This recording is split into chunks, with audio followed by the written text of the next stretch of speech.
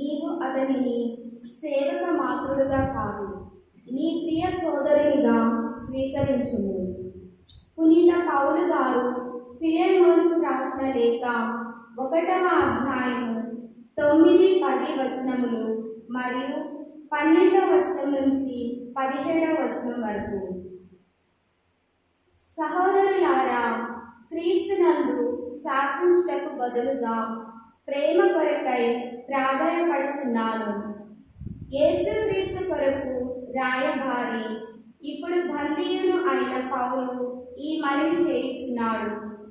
నేను చెరసాలలో ఒనేసిముకు తండ్రిగా మారాను. ఆ బిడ్డ కొరకు నీకు ఒక మనవి చేయుచున్నాను. నా హృదయమైనటువంటి అతనిని నీ వద్దకు త్రిప్పి పంపుచున్నాను.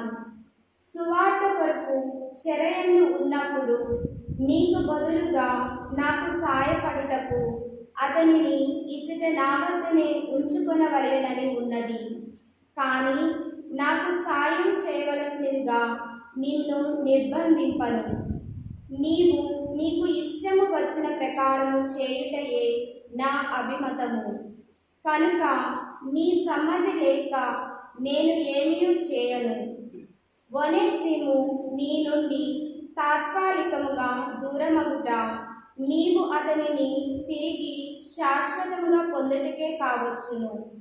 ఇప్పుడు అతడు సేవక మాత్రుడు కాడు, సేవకుని కంటే ఎన్నో రెట్లు అధికుడు. అతడు ప్రత్యేకముగా నాకు ప్రియ సహోదరుడు. ఇక శరీర విషయమున, ప్రభు విషయమున నీకు అతడు ఎంతటి వాడు కాగలడో.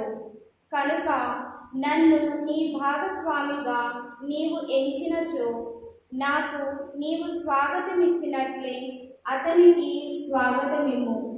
ఇది ప్రభు వాక్కు.